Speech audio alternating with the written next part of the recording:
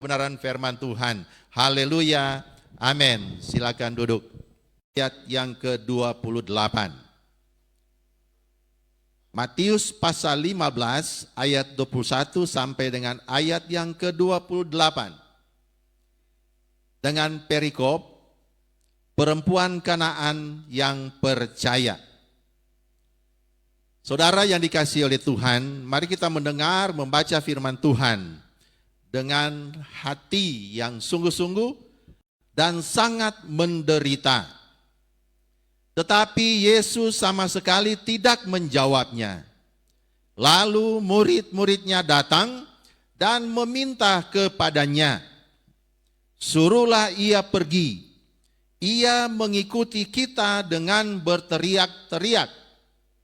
Jawab Yesus, "Aku diutus hanya kepada domba-domba yang hilang dari umat Israel." Tetapi perempuan itu mendekat dan menyembah dia sambil berkata, "Tuhan, tolonglah aku." Ayat 26. Tetapi Yesus menjawab, "Tidak patut mengambil roti yang disediakan bagi anak-anak dan melemparkannya kepada anjing." Ayat 27. Kata perempuan itu, "Benar Tuhan, namun anjing itu makan rema-rema yang jatuh dari meja tuannya." Ayat 28. Maka Yesus menjawab dan berkata kepadanya, "Hai ibu, besar imanmu, maka jadilah kepadamu seperti yang kau kehendaki." Dan seketika itu juga anaknya sembuh. Puji Tuhan. Sampai di situ bacaan kita tentang kebenaran firman Tuhan Yesus Kristus. Berbahagialah orang yang mempunyai telinga dan mendengar dan melakukan firman Tuhan. Ketika dalam satu perjalanan Yesus tiba di satu tempat, dan di dalam pekerjaan yang Yesus lakukan dalam dunia ini, sebagaimana dia diutus oleh Bapa di sorga. Dikatakan ketika ada dia di satu tempat, ada seorang perempuan Kanaan dari daerah itu dan mencari Tuhan. Saudara yang dikasihi oleh Tuhan Yesus Kristus,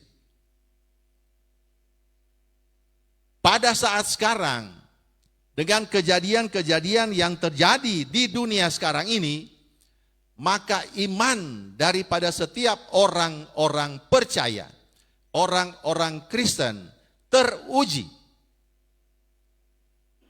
Kita bersyukur kalau saat ini, zaman ini, kita banyak hal yang membuat sebenarnya orang-orang Kristen itu tidak goyah. Karena apa? Karena ada Alkitab yang menuntun kehidupan kita. Alkitab yang merupakan pedoman bagi hidup kita untuk mencapai apa yang Tuhan mau dalam kehidupan setiap orang yang percaya. Tidak dapat dipungkiri,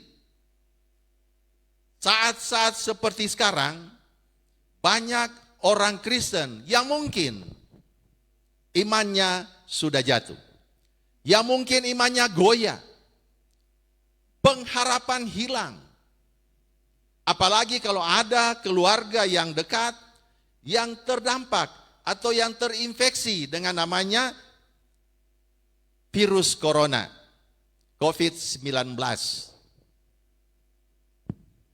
Tentu banyak hal yang dilakukan oleh mereka-mereka, orang-orang yang percaya, orang Kristen, ketika orang yang mereka kasihi ada di rumah sakit, menjadi positif dan lain sebagainya. Ada doa-doa yang dinaikkan, permohonan-permohonan yang dinaikkan kepada Tuhan. Itu bagi mereka yang terdampak.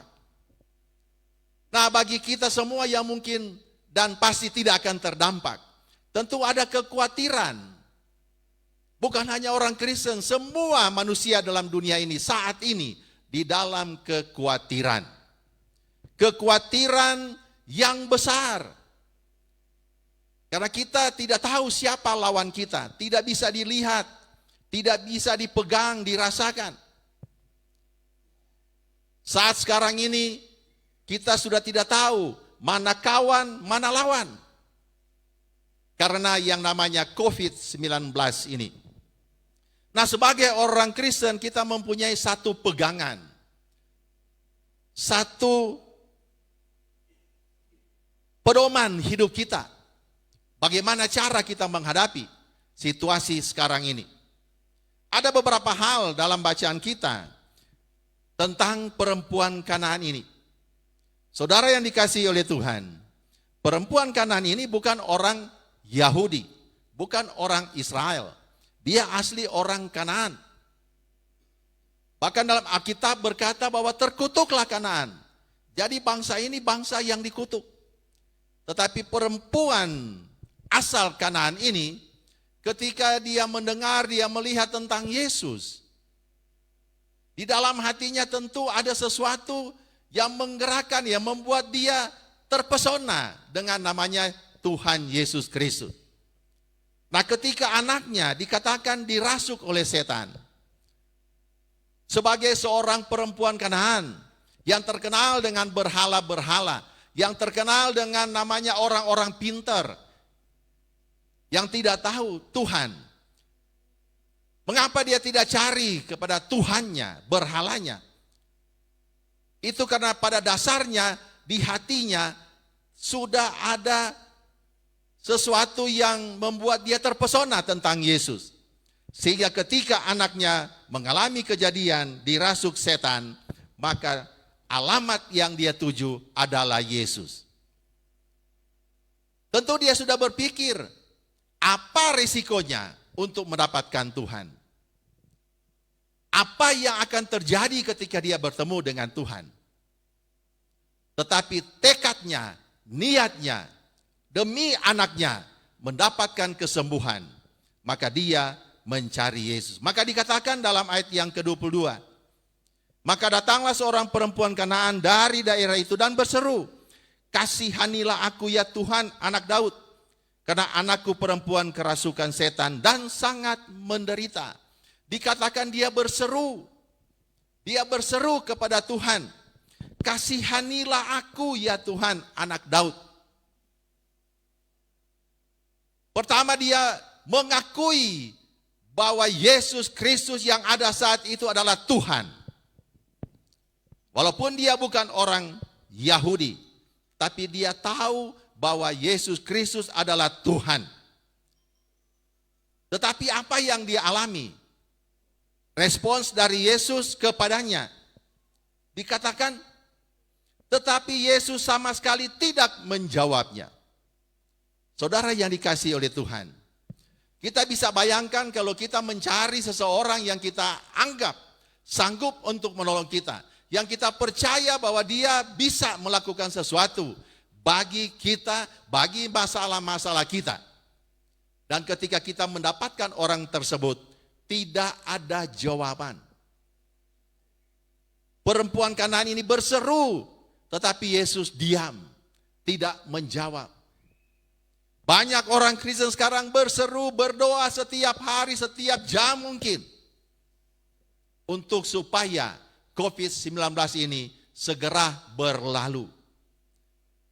Kalau mungkin ada saudaranya atau yang bersangkutan terkena yang namanya COVID ini, dia berseru memohon supaya ada belas kasihan, ada kesembuhan. Tetapi banyak yang tidak mendapatkan jawaban. Ini mengajar kita bahwa untuk mencari Tuhan bukan hanya satu langkah, bukan hanya dua langkah, tetapi harus berlangkah-langkah mencari Tuhan sampai menemukan Tuhan. Tuhan tahu siapa yang datang kepadanya, tetapi dia ingin melihat sampai di mana keteguhan, usaha daripada perempuan ini. Pertama, ketika dia berdiam diri, tidak ada jawaban. Ketika perempuan ini berseru, meminta pertolongan daripada Tuhan. Dalam ayat yang ke-23, tetapi Yesus sama sekali tidak menjawabnya. Lalu murid-muridnya datang dan meminta kepadanya, suruhlah ia pergi. Ia mengikuti kita dengan berteriak-teriak, Jawab Yesus, aku diutus hanya kepada domba-domba yang hilang dari Israel. Jadi pertama, Yesus menguji dari kenekatan daripada perempuan ini. Tekad daripada perempuan ini, yaitu dia diam. Tidak memberikan jawaban. Dari seruan, permohonan, permintaan dari perempuan ini. Dan yang kedua, Yesus menguji dia. Dia berkata bahwa dia diutus bukan untuk perempuan ini. Dia diutus bukan untuk orang-orang yang di luar Israel. Dia diutus kepada domba-domba yang hilang dari Israel. Ujian yang sangat luar biasa bagi perempuan ini. Ujian yang sangat susah untuk diterima. Tetapi apa yang dilakukan oleh perempuan ini? Tetapi ayat 25, tetapi perempuan itu mendekat dan menyembah. Kita perhatikan. Ketika pertama dia datang berseru, mendapatkan jawaban yang tidak sesuai dengan harapannya. Dia tidak putus asa. Dikatakan dan dia mendekat. Apapun resikonya yang akan dia hadapi, alami, dia nekat untuk mendekat Tuhan. Setelah dia mendekat, apa yang dia lakukan? Dia menyembah. Dia menyembah kepada Tuhan. Tetapi perempuan itu mendekat dan menyembah dia sambil berkata, Tuhan tolonglah aku. Bagaimana iman daripada seorang yang tidak percaya. Iman daripada seseorang perempuan Kanaan yang tidak mendapatkan kasih karunia untuk mengenal Yesus Kristus pada zaman itu. 2 kali dia ditolak. 2 kali mendapatkan jawaban yang tidak sesuai dengan apa yang dia harapkan. Tetapi dia tidak menyerah. Dia tidak patah semangat. Tidak putus asa. Bahkan dia lebih mendekat dan menyembah Tuhan. Dan berseru, Tuhan tolonglah aku. Tetapi apa yang dia alami? Apa yang dia harapkan? Dalam ayat yang ke-26, tetapi Yesus menjawab, tidak patut mengambil roti yang disediakan bagi anak-anak dan melemparkannya kepada anjing. Satu jawaban yang di luar dugaan. Mungkin orang banyak saat itu ketika mendengar Yesus berkata demikian, pasti mereka terkejut. Mungkin ada yang sebagian membayangkan wanita ini akan ngamuk, akan mengamuk, dan lain sebagainya. Tetapi apa yang terjadi? Wanita ini berkata, kata perempuan itu benar Tuhan, namun anjing itu makan rema-rema yang jatuh dari meja tuannya. Saudara yang dikasih oleh Tuhan, 3 hal yang dialami oleh perempuan ini ketika dia mau mencari kasih karunia Tuhan. Tujuannya mencari kasih karunia Tuhan. Walaupun dia sadar bahwa dia tidak berhak untuk mendapatkan kasih karunia Tuhan. Tetapi karena dia mempunyai satu tekad yang begitu luar biasa. Dia tahu dan dia yakin bahwa dia tidak akan gagal. Kalau kita melihat 3 hal ini, itu bagaimana Yesus membuat mental daripada perempuan ini supaya dia menyerah, tidak lagi mencari Tuhan. Yesus menguji mental daripada setiap orang-orang yang percaya. Iman kita diuji oleh Tuhan. Apakah kita goyah dengan satu perkara? Apakah kita goyah dengan satu halangan? 3 halangan yang dialami oleh perempuan ini. Tetapi tidak membuat dia menyerah. Dia angkat kaki, angkat topi, angkat bendera putih. Tetap dia maju dan maju. Sehingga apa yang Tuhan katakan kepada perempuan ini? Ketika dia memberikan jawaban, benar Tuhan, namun anjing itu makan rema-rema yang jatuh dari meja tuannya. Artinya dia mempunyai kerendahan diri dan menyadari statusnya siapa dia sebenarnya. Yang sebenarnya tidak layak untuk mendapatkan pertolongan Tuhan. Tetapi karena keyakinannya yang kuat, dia tahu Tuhan pasti akan menolong dia. Maka apa yang dia alami, jawaban-jawaban dari Yesus, sikap-sikap dari Yesus, tidak membuat dia menyerah. Hidup kita saat ini sedang diuji iman kita, mental kerohanian kita, harga diri kita, macam-macam kehidupan kita. Tuhan sedang mengikis supaya benar-benar keegoan kita manusia tidak melebihi daripada iman kita kepada Tuhan. Yang artinya Tuhan mau supaya kehidupan orang Kristen ada kerendahan hati. Ada kerendahan hati itu orang yang mau tunduk kepada Tuhan. Tunduk kepada aturan-aturan yang menuju kepada namanya ketaatan. Ketaatan. Sehingga akhirnya perempuan ini menerima kasih karunia daripada Yesus Kristus. Yesus berkata dalam ayat yang ke-28, maka Yesus menjawab dan berkata kepadanya, hai ibu, besar imanmu, maka jadilah kepadamu seperti yang engkau kehendaki. Jadilah kepadamu seperti yang engkau kehendaki, karena imanmu yang besar. Iman setiap orang percaya saat ini sedang diuji oleh Tuhan. Kasih karunia yang Tuhan beri kepada setiap orang-orang yang percaya sedang diuji di akhir-akhir zaman ini. Sehingga apa yang dikatakan oleh Paulus kepada jemaat yang ada di Korintus, di dalam 2 Korintus pasal 6. 2 Korintus pasal 6 ayat 1 dan 2. Bunyinya sebagai berikut. Sebagai teman-teman sekerja, kami menasihatkan kamu supaya kamu jangan membuat menjadi sia-sia kasih karunia Allah yang telah kamu terima. Ayat 2. Sebab Allah berfirman, pada waktu aku berkenan, aku akan mendengarkan engkau. Dan pada hari aku menyelamatkan, aku akan menolong engkau. Sesungguhnya waktu ini adalah waktu perkenanan itu. Sesungguhnya, termasuk perempuan Kanaan ini. Ketika dia menerima kasih karunia, bukan berarti dia stop sampai di situ. Anakku sudah sembuh. Tapi kelanjutannya tidak dicatat. Tetapi dia menjadi salah satu daripada perempuan-perempuan yang mengikuti Tuhan. Artinya dia menerima kasih karunia dan menjaga kasih karunia tersebut. Nah, kita sebagai orang-orang yang sudah menerima kasih karunia, pengenalan akan Tuhan Yesus, Paulus berkata, jangan membuat menjadi sia-sia kasih karunia yang sudah kita terima dari Allah.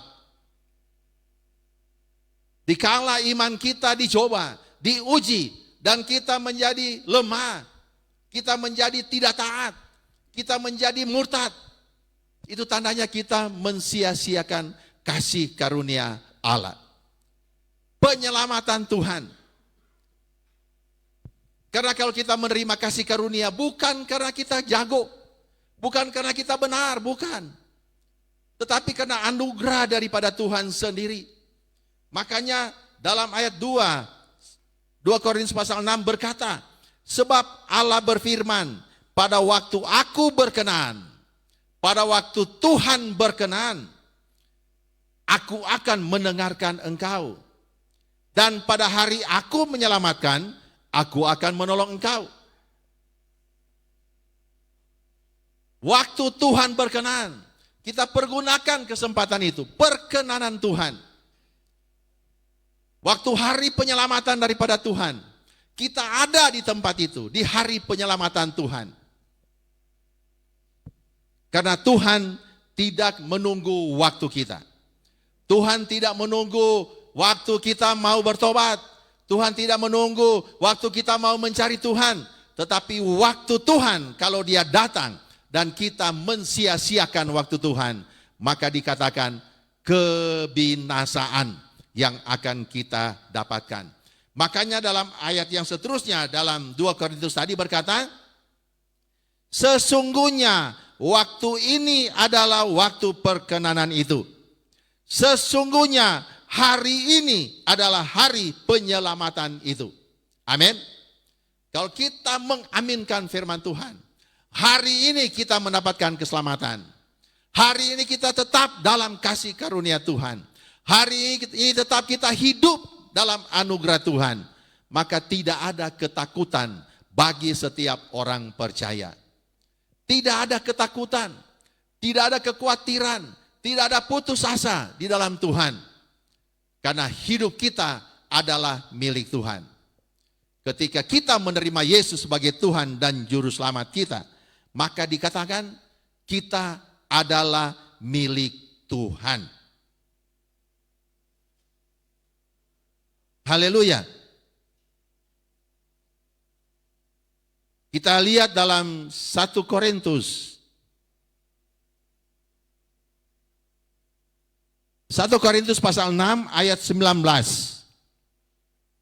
Bahwa kita adalah milik Tuhan. Ketika kita menerima kasih karunia Tuhan, kita ada di dalam Tuhan. 1 Korintus pasal 6 ayat 19. Atau tidak tahukah kamu bahwa tubuhmu adalah bait Allah, bait Roh Kudus yang diam di dalam kamu, Roh Kudus yang kamu peroleh dari Allah, dan bahwa kamu bukan milik kamu sendiri, sebab kamu telah dibeli dan harganya telah lunas dibayar. Karena itu muliakanlah Allah dengan tubuhmu. Kita sudah dibayar oleh Tuhan dengan harga yang tunai. Darah Yesus Kristus yang sudah menebus kita. Maka dikatakan kita bukan lagi milik kita sendiri. Jadi hidup kita ini bukan milik kita sendiri, tetapi juga milik daripada Tuhan. Sebab kamu telah dibeli dan harganya telah lunas dibayar. Karena itu muliakanlah Allah dengan tubuhmu. Kalau kita adalah milik Tuhan yang sudah menerima kasih karunia Tuhan, maka kita dipelihara oleh Tuhan. Muliakanlah Allah dengan tubuhmu. Kalau tubuh ini kita muliakan untuk Tuhan, tidak ada namanya COVID-19 di dalam tubuh setiap orang-orang yang beriman kepada Yesus Kristus. Amin. Kalau tubuh kita persembahkan kepada Tuhan, memuliakan Tuhan dengan tubuh kita, maka tubuh ini terpelihara karena tempat kediaman Roh Kudus. Tidak ada kata khawatir, tidak ada kata putus asa, tidak ada kata ketakutan bagi setiap orang yang mendapatkan kasih karunia daripada Tuhan. Seperti perempuan dari Kanaan ini mendapatkan kasih karunia daripada Tuhan. Bukan hanya anaknya yang sembuh, tapi dia juga diselamatkan oleh Tuhan. Mendapatkan kasih karunia keselamatan.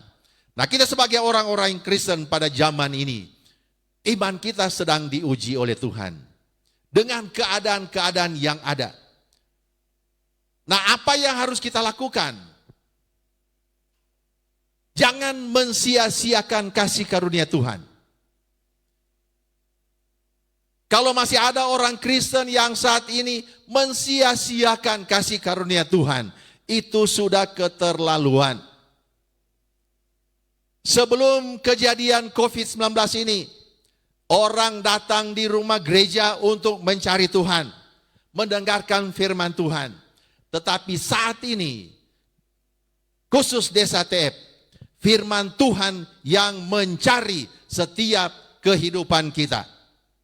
Dimanapun Anda berada sekarang, di tempat tidur, atau di mana saja yang terjangkau dengan pengeras suara ini, firman sedang melawat engkau. Jangan membuat sia-sia kasih karunia yang sudah Tuhan berikan. Tuhan sedang memperdengarkan isi hatinya. Hai orang-orang Kristen, hai umat-umatku, jangan kamu takut. Kuatkan kepercayaan kepada Tuhan. Dan yakinlah bahwa Tuhan ada bersamamu. Oleh karena itu, jangan lagi engkau mensia-siakan. Jangan tidak ada kepedulian kepada Tuhan. Acuh, tak acuh kepada Tuhan. Karena kalau Tuhan datang dengan kekuatan kuasanya, ketika hari Tuhan datang dengan tiba-tiba, maka tidak ada kesempatan bagi kita untuk bertobat.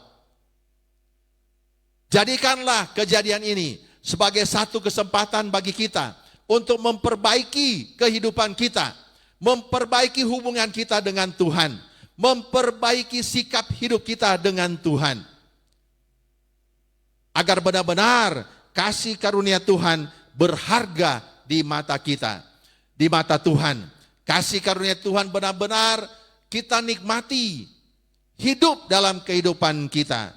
Maka Tuhan yang dipermuliakan, Tuhan yang diagungkan. Puji Tuhan, inilah firman Tuhan yang dapat kita renungkan pada sore hari ini. Dan saya percaya, kalau kita mendengar firman Tuhan dengan sungguh-sungguh, maka firman itu akan hidup dalam kehidupan kita. Dan dia akan bergerak dalam kehidupan kita. Menjadi penolong bagi kita, penyelamat bagi kita. Karena firman Tuhan